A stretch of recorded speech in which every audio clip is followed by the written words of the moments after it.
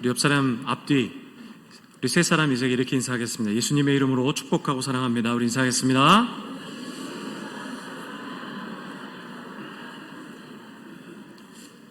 저는 오늘 창세기 11장과 12장 말씀을 중심으로 믿음의 길로 가다라는 말씀의 제목을 가지고 말씀을 전하겠습니다. 믿음의 길로 가다라는 말씀의 제목입니다. 우리에게는 이런 경험이 있지 않습니까? 고된 하루의 삶을 마치고 집으로 돌아오는 그 길에 하늘을 바라보는 거예요. 하늘을 바라보는데 하늘이 너무 넓어요. 그런데 그 넓은 곳, 그 속이 어두운 거죠. 근데 그 넓고 어두운 제 자신을 바라봤을 때 우리는 너무 작은 거예요. 그 모습을 보면서 우리 마음속에는 때로는 우울함이 들기도 하고, 나는 무엇을 하고 있는가, 그리고 나는 무엇인가라는 그런 고민에 빠질 때가 있습니다. 그래서 어떤 사람들은요, 인생을 바라보면서 이렇게 이야기를 합니다. 인생은 원래 무상이다. 인생 무상이다. 그래서 무의미하기 때문에 별로 우리가 그렇게 생각할 필요가 없다라고 얘기하는 사람도 있죠. 어떤 이들은요, 그렇기 때문에 인생에 대해서는 깊이 생각하지 말아라. 그래서 깊이 생각하면 다친다고, 이렇게 얘기하시는 분들도 계십니다. 수십 일을 걸려서 우르라는 땅에서 그리고 가나안까지 수고하여 걸어온 사람이 있습니다. 그 사람의 이름은 오늘 본문의 주인공인 아브라함이라는 사람입니다. 이 아브라함이 우르라는 땅에서부터 그리고 가나안까지 땅에 이르는 그 길이요, 참 험난하고 고통스러운 길입니다. 수많은 크고 작은 국가들이 그 가운데 있었고, 그리고 도적대들이 수없이 많았습니다. 그래서 언제나 그 아브라함의 무리들을 공격하고 때로는 죽이려고 하는 아주 위험이 도사리는 그 지역이 바로 이 아브라함이 우르부터 가나안 땅까지 이르는 그 길이라고 하는 거죠. 그러니까 외부적인 환경도 굉장히 어려웠습니다. 그것은 물이 없어서, 사람이 생존하기 위해서 중요한 물이 없어서 이 생존을 늘 고민해야 될 문제가 있었고, 또 그뿐만 아니라 낮에는 태양으로 인해서 너무나 덥고, 그리고 저녁에는 강한 추위 때문에, 태양이 없다는 것 때문에 너무 추워서 참 견디기가 어려운 그런 그 길이 어떤 길이냐, 바로 아브라함이 가나안까지 왔던 그 길이라고 이야기할 수 있다는 거죠. 우리 인생과 매우 유사합니다. 참 살아가기 힘들고 나를 공격하고 참 걸어가기 참 힘든 그 길, 우리 인생이 아니겠습니까?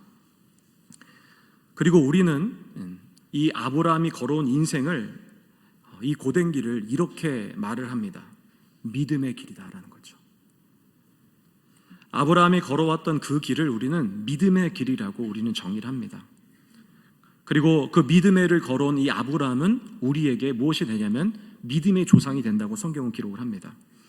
로마서 4장 16절에 보니까 이렇게 기록을 합니다. 아브라함의 믿음에 속한 자에게도 그러하니 아브라함은 우리 모든 사람의 조상이다라고 이야기를 하죠.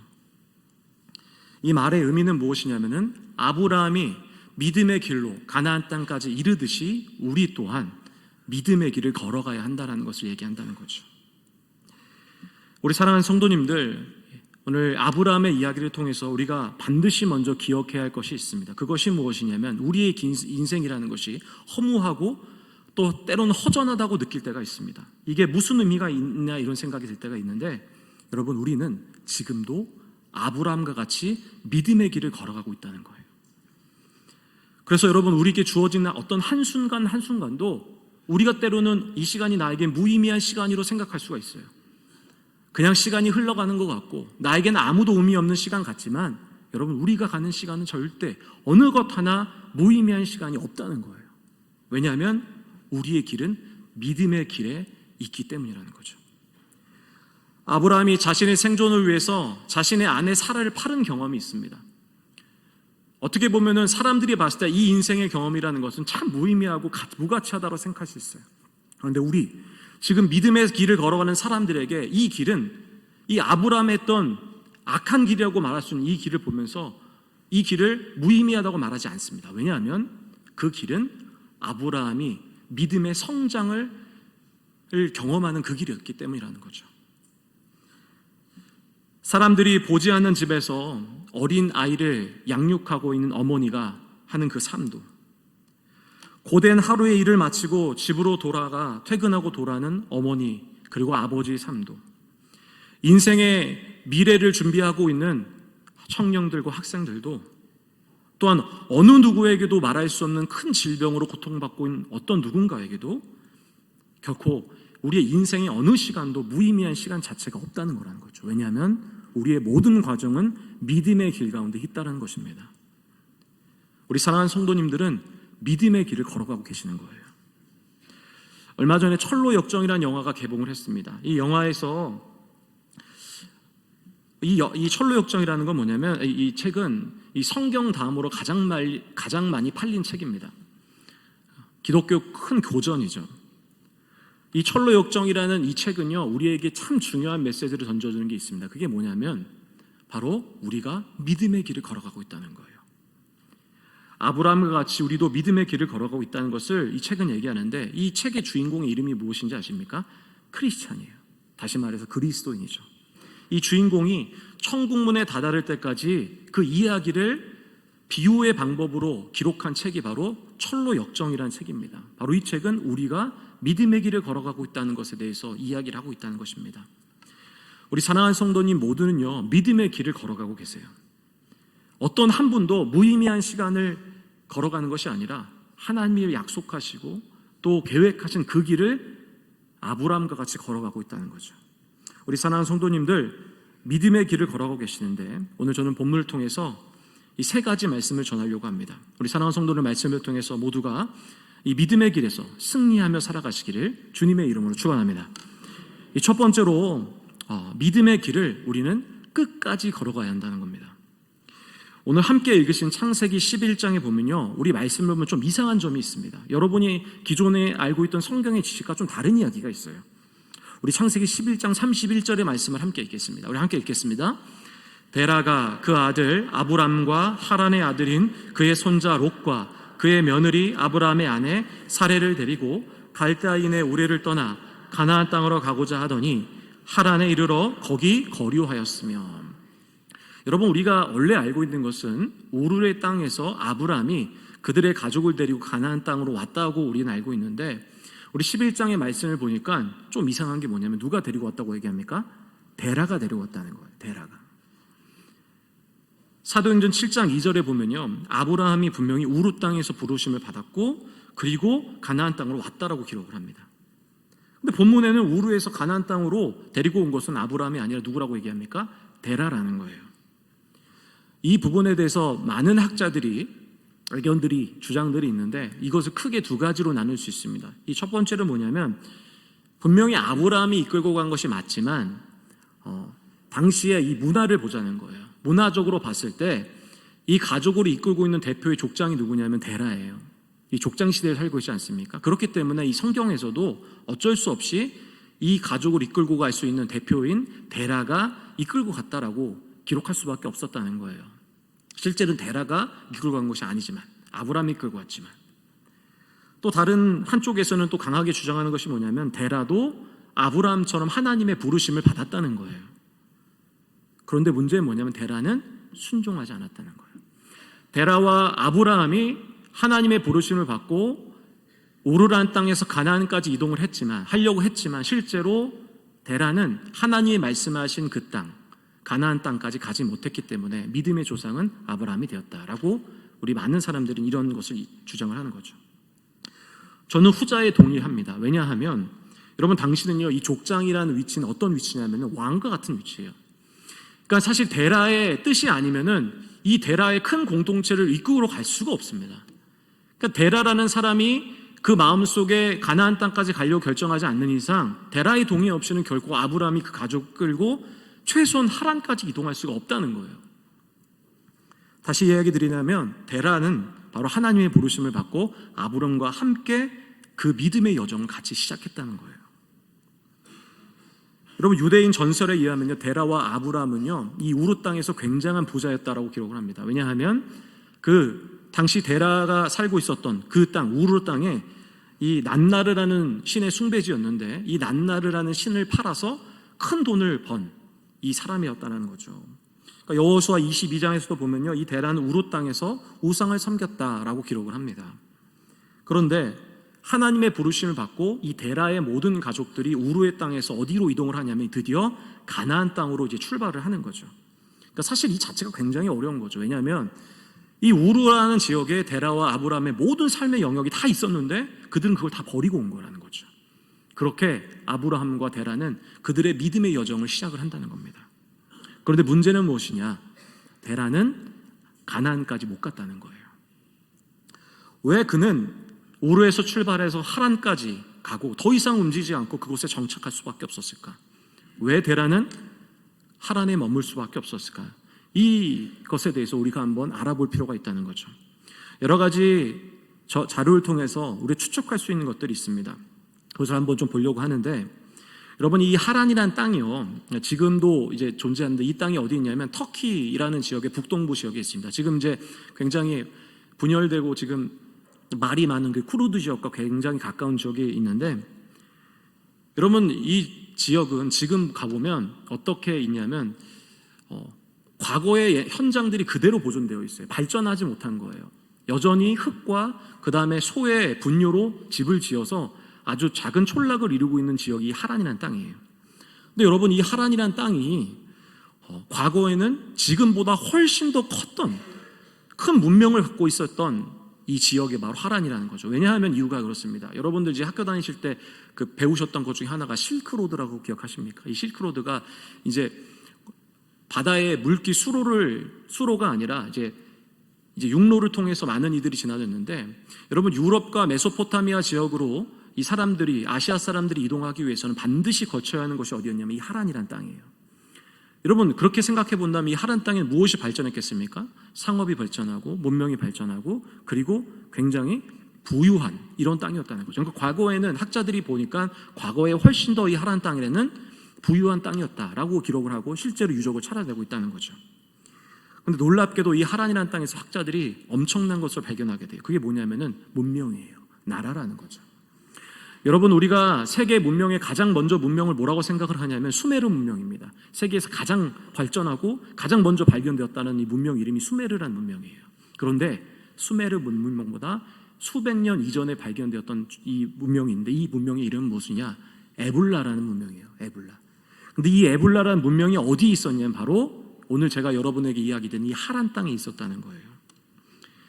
그리고 나서 학자들이 이 에불라라는 문명을 찾고 나서 비석을 하나 발견합니다. 이 비석에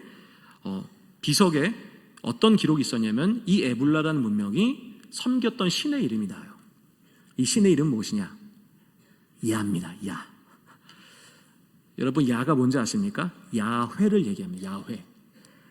우리에게 이야기한다면 하나님이죠. 그 에불라라는 문명에 섬기고 있던 신이 누구였냐면은 바로 야라는 야훼, 하나님을 섬겼던, 수메르 문명보다 훨씬 더 이전에 존재했던 이 문명이 하나님을 믿는 기독교 공동체가 그 가운데 있었다는 거예요. 그리고 나서 얼마 후에 또 하나 발견하는 게 있는데 이 에불라라는 나라의 왕의 이름을 찾게 됩니다. 이 왕의 이름이 무엇인지 아십니까? 에벨이라는 왕입니다.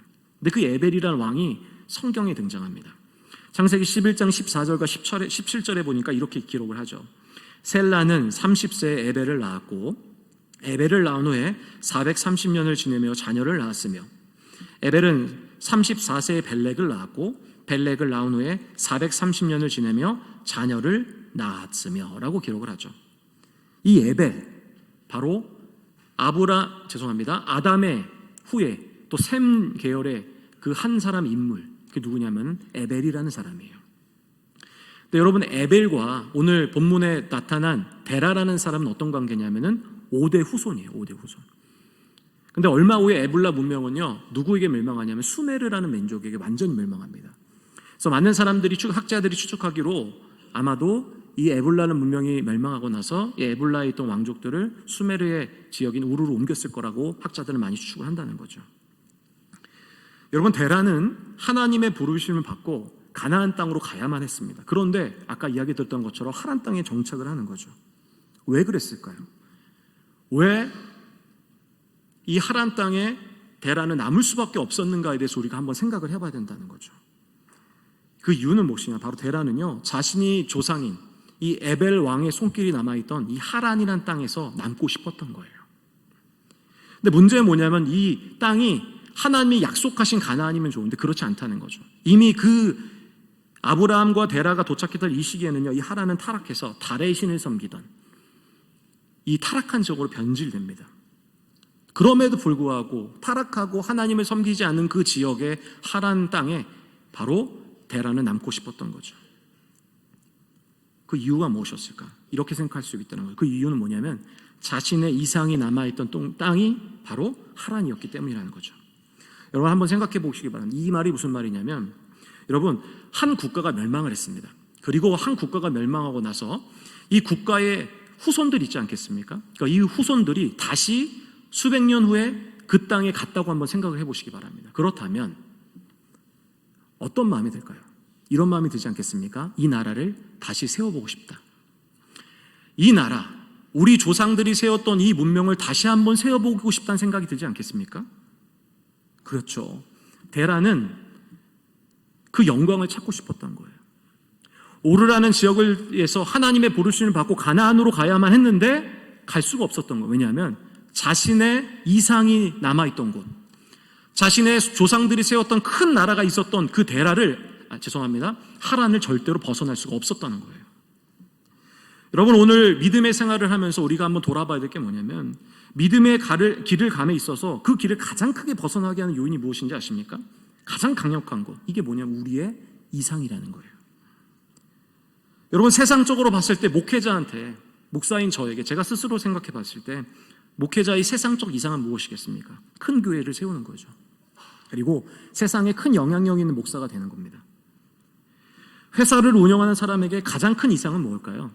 그것은 세상에서 가장 큰 회사를 만드는 것, 가장 건실하고 영원할 수 있는 그런 기업을 세워나가는 것, 그것이 회사를 운영하는 사람의 이상이겠죠.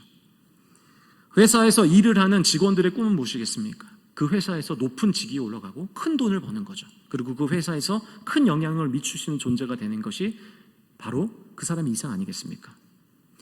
장사를 하는 사람에게는 큰 돈을 벌어서 떵떵거리면서 돈을 쓸 수 있는 것, 그리고 아이를 키우는 사람에게는 이 부모가 어떤 것이 이상이겠습니까? 그 아이가 세상에서 가장 잘 되길 원하는 거죠. 데라도 하란을 지나가고 싶었어요. 가나안이라는 땅을 지나가고 싶었지만 더 이상 지나갈 수가 없었던 거예요. 왜냐하면 자신의 이상과 꿈이 어디 남아있었냐면 이 하란이라는 땅에, 자신의 조상이 남아있던 그 땅이 있었다는 거예요. 믿음의 거의 길을 걸어갈 때는 우리가 때로는 하나님이 우리에게 버리라고 하는 것이 있습니다. 그런데 문제는 뭐냐면 우리가 버릴 수가 없는 거예요. 우리가 가지고 있었던 이상, 하나님이 말씀하신 가나안이라는 그 이상이 아니라 우리가 꿈꾸는 그 이상 때문에 더 이상 믿음의 길을 걸어갈 수 없는 게 어떤 존재라면 우리라는 존재라는 거예요. 그런데 믿음의 길은 걸어가야 한다는 거죠.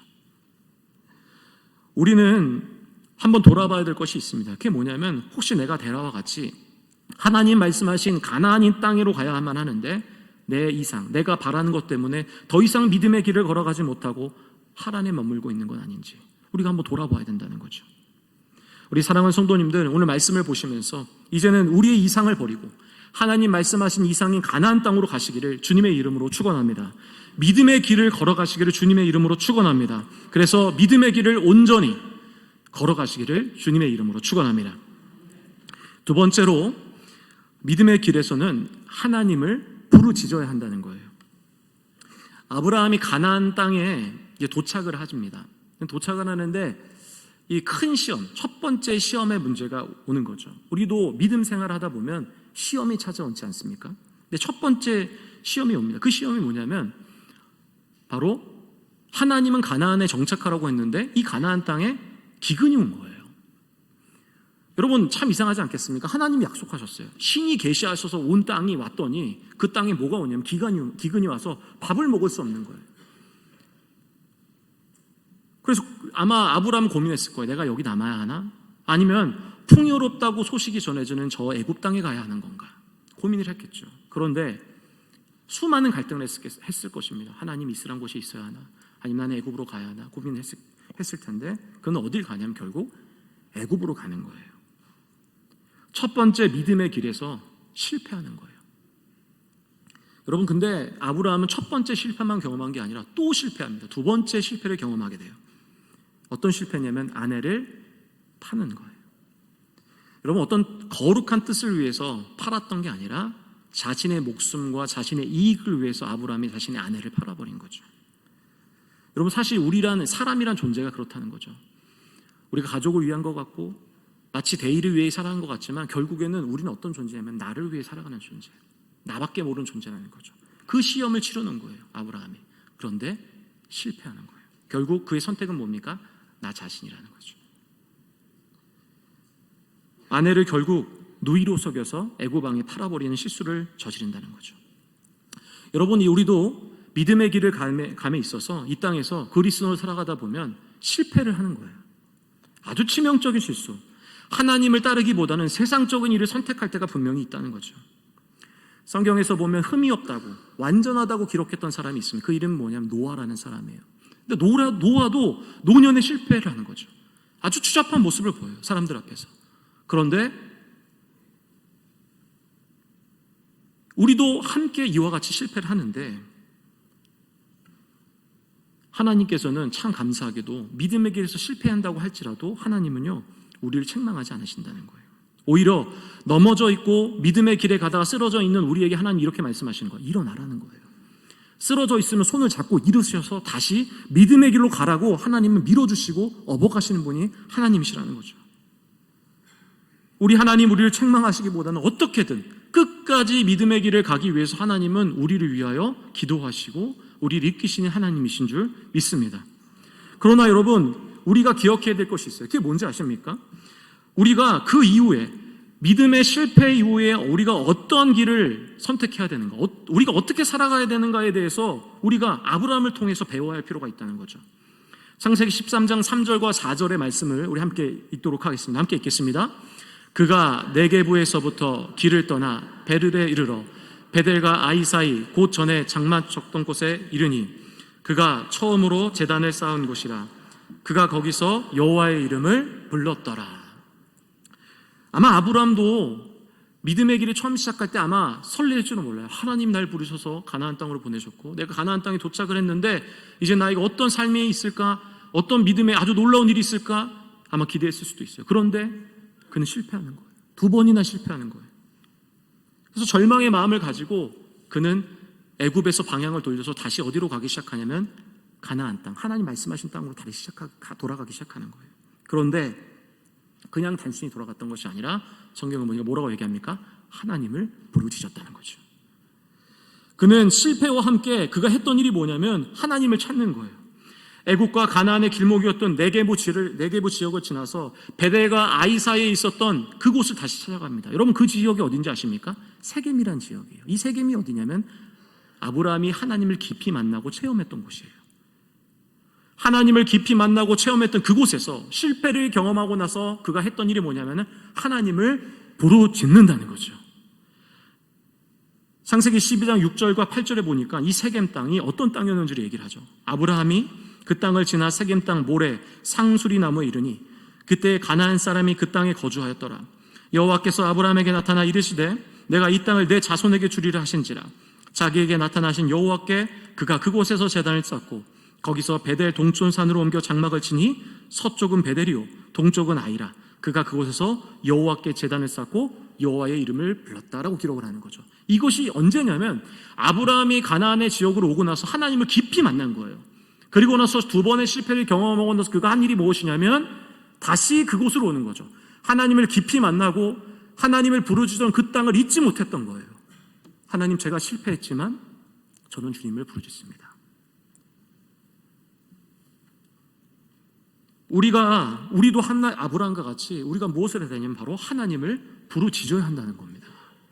우리가 처음 경험했던 놀라운 신앙의 경험이 있지 않습니까? 여러분, 그 기억을 가지고 우리가 실패를 가지고 나서 다시 세겜으로 돌아가서 하나님을 부르짖어야 한다는 거예요.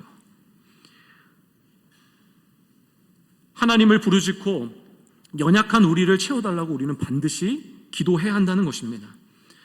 하지만 우리의 삶을 한번 돌아보시기 바랍니다. 우리는 얼마나 하나님을 부르짖고 있는가? 실패와 좌절의 경험 이후에 우리의 삶은 어떻습니까? 하나님을 정말 부르짖고 있습니까? 우리 여전히 그 삶 가운데 그대로 있지는 않습니까? 아브라함을 통해서 우리가 돌아봐야 될 건 뭐냐면 우리는 하나님께 부르짖어야 한다는 겁니다. 여러분, 이 부르짖음은요 하나님의 능력이 있습니다. 아브라함이 두 번의 실패를 경험하지 않습니까? 애굽으로 이동한 거, 아내를 노이로 속여서 판 거, 두 번의 실패를 경험하는데 하나님께 부르짖음의 능력이 있다는 거예요. 왜냐하면 첫 번째, 두 번째 시험은 분명히 못 통과하는데 세 번째 시험은 통과하는 거예요. 아브라함에게 드디어 믿음의 시험이 찾아오는데 그 세 번째 시험, 그게 뭔지 아십니까? 가정 안에 불화가 일어나는 거예요. 롯과 불화가 일어나는 거죠. 함께 왔던 이 롯, 조카 롯과 이 가정 간의 문제가 이런 게 뭐냐면 땅을 갖고 이제 문제가 이런 거. 너무 아브라함의 재산이 많아지니까 롯의 양과 아브라함의 양이 차지할 땅이 점점 줄어드는 거죠. 그러자 두 번의 실패를 경험했던 아브라함은 갈등을 했을 거예요. 롯을 보내버려야겠다 이런 생각을 했을 수도 있죠. 그런데 그의 선택은 무엇입니까? 이렇게 얘기하는 거죠. 너가 동으로 가면 나는 소로 가겠다. 너가 소로 가면 나는 동으로 가겠다라는 거죠. 나를 버리는 거예요. 여러분, 하나님을 부르짖는 것이 사람들이 봤을 때 미련한 것으로 생각할 수 있어요. 근데 그렇지 않다는 거예요. 하나님 앞에 부르짖는다는 것 자체가 능력이 된 줄 믿습니다. 왜냐하면 우리가 하나님 앞에 부르짖을 때 그 능력은 그것이 하나님 앞에 그냥 머무는 것이 아니라 하나님의 부르짖음을 통해서 그 능력은 우리 가운데 임한다는 거죠. 그렇기 때문에 하나님께 부르짖는 것이야말로 가장 탁월한 선택인 줄 믿습니다. 우리 성도님 삶 가운데 믿음의 길에서 아브라함과 같은 실패를 경험하실 거예요. 그런데 어떤 성도님들은 안타깝게도 그 삶 가운데 그대로 계세요. 하나도 변하지 않고 하나님을 부르짖지 않는다는 거죠. 하지만 믿음의 길에 서 있는 그리스도인들이 해야 될 일은 하나님을 부르짖는 것이에요. 그래야만이 하나님의 일하신다는 거죠. 우리 사랑하는 성도님들, 이런 실패와 위기가 찾아왔다면 성도님들이 처음 만나셨던 이 세겜 땅으로 돌아가셔야 돼요. 하나님을 경험했던 그 땅으로 돌아가셔서 이제는 하나님을 부르짖으시기를 주님의 이름으로 축원합니다. 마지막 세 번째로 믿음의 길이라는 것은 내가 아닌 우리를 위한 길이라는 겁니다. 여러분, 저는 원래 이제 수련목 과정을 이제 걸쳐서 이 목사 안수를 받았는데 사실은 저는 이제 수련목을 하고 싶진 않았습니다. 왜냐하면 마음속에 믿음이 좀 있었어요. 어떤 믿음이 있어요? 하나님이 나와 함께 하시면 뭐든지 할 수 있다는 그런 믿음. 그래서 개척을 결정을 했습니다. 그래서 남들보다 좀 안수를 늦게 받았기 때문에 빨리 개척을 해서 목회를 해야겠다 생각해서 김포라는 땅으로 가게 됩니다. 그래서 김포에 가서 개척을 하려고 했더니 감사하게도 개척지가 자리가 남은 거예요. 사실 다른 사람들이 뭐라고 얘기했냐면 원래 개척교회 후임자로 가라고, 기존에 있는 교회 가면 돈이 별로 안 드니까 그쪽 교회 가라고 했는데 마치 그렇게 하면 제가 믿음이 없는 것 같아서 그러면 안 될 것 같은 거예요. 그래서 한번 나는 맨 땅에 헤딩을 해보자고 생각하고 김포에 갔습니다. 그랬더니 감사하게도 이 자리가 나온 거예요. 근데 제가 생각했던 것보다 훨씬 더 큰 교회였어요. 그랬더니 그 교회에서 그 부동산에서 뭐라고 얘기했냐면 보증금으로 6천만 원을 내라는 거예요. 여러분, 제 통장엔 딱 500만 원 있었거든요. 네. 월세 사는 그 사람 6천만 원 어디 있습니까? 근데 제가 하나님 앞에 믿음으로 기도했어요. 하나님께서 이 길을 여시고 하나님 차도 줘 주신다면 제가 정말로 열심히 목회하겠습니다. 이렇게 기도를 했는데 어떻게 됐겠습니까? 네, 안 됐습니다. 그러니까 제가 지금 하늘 비전기 있겠죠. 여러분, 지금 돌아보면 제가 얼마나 감사한지 아십니까? 저는 만약에 그때 목회했으면 아마 큰 실패를 경험했을 거예요. 왜냐하면 제가 이제 일산 광림교회라는 데서 교회에서 목회를 하고 그리고 이 하늘 비전 교회에서 깨달은 게 뭐냐면 목회는 분명한 교회의 비전과 사명이 중요하다는 거예요. 이 방향성이 없으면 교회는 무너질 수밖에 없다는 것을 깨달았어요. 근데 문제는 뭐냐면 그 당시에 믿음과 큰 열정은 있었는데 그런 게 전혀 없었다는 거죠. 여러분, 하늘 비전 교회 이 방향이 무엇인지 아십니까? 이 홈피에 나와 있는데 혹시 아시는 분 계세요? 바로 이겁니다. 이 땅에 하나님 나라를 세우는 교회라는 거예요. 하나님의 뜻을 구하고 예수님의 삶과 가르침을 따르려고 애쓰는 교회가 바로 하늘 비전 교회예요. 하나님이 담임 목사님께 이 교회를 세울 때 이 비전을 주셨던 거예요. 여러분, 우리의 인생의 방향성이 될 줄 믿습니다. 여러분, 이것이 정확해야 돼요. 왜냐하면 교회를 운영함에 있어서 이 방향성이 중요한 게 여러 가지 의견들이 있을 때 이 방향성이 있어야만 이 교회가 마치 바다에 바다에 바람을 타고 가는 배가 그냥 바람에 쭉 흘려가듯이 그 교회가 이렇게 움직일 수 있는데 만약에 이 방향성이 없으면 어디로 갈지를 모른다는 거죠. 그래서 인생의 방향성이란 굉장히 중요합니다. 여러분, 많은 그리스도인들이 이 땅에서 비판을 받습니다. 왜냐하면 이기적 태도 때문에 그래요. 많은 그리스도인들이 하나님 앞에 이렇게 기도를 하죠. 하나님, 아브라함과 같은 복을 저에게 주십시오. 그래서 이 땅에 쟤도 아니라 얘도 아니라 나에게 복을 달라는 거예요. 그렇지 않습니까? 나 축복, 세상적으로 큰 축복을 달라고 기도를 해요. 그래서 이 땅의 성공을 하나님 앞에 기도를 하죠. 실제로 많은 사람들이 이런 생각을 가지고 간증을 합니다. 뭐라고 하냐면은 이렇게 앞에 나와서 간증을 하죠. 나는 세상에서 쟤보다 얘보다 많은 축복을 받았다. 이렇게 얘기를 하는 거죠. 근데 그게 사람들이 싫다는 거예요. 여러분, 물론 이것은 하나님의 축복이기 때문에 꼭 부정할 수는 없지만 믿음의 길에 서 있는 그리스도인의 방향성은 아니라는 거예요. 하나님은 아브라함에게 믿음의 길의 방향성을 주세요. 그게 뭐냐면 창세기 12장 2절과 3절에서 이야기를 해요. 우리 함께 읽겠습니다. 내가 너로 큰 민족을 이루고 내게 복을 주어 내 이름을 창대하게 하리니 너는 복이 될지라.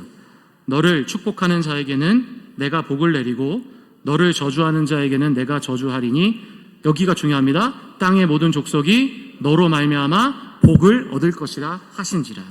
여러분, 우리가 받는 축복은 뭐냐면 그냥 과정이에요. 이건 목표가 방향성이 아니라는 거예요. 분명히 아브라함이 복을 받은 거는 맞습니다. 우리가 축복을 받는 게 맞아요. 하지만 이것은 하나의 과정일 뿐이지 궁극적으로 그리스도인이 나가야 방향성이, 길의 이정표는 무엇이냐면 이렇게 얘기를 하는 거예요. 땅의 모든 족속이 너로 말미암아 복을 받는다는 거예요. 하나님은 아브라함이 복이 될 거라고 하셨어요. 그러나 그 방향성은 너의 복으로 끝나는 것이 아니야. 너를 통해서 많은 사람들이 복을 받는 거죠. 실제로 무슨 일이 일어났습니까? 아브라함을 통해서 지금 현재 이 한국 땅에 많은 사람들이 예수를 믿는 이 기적이 일어나지 않았습니까? 여러분, 그게 하나님이 정해주신 그리스도의 방향성이라는 거예요.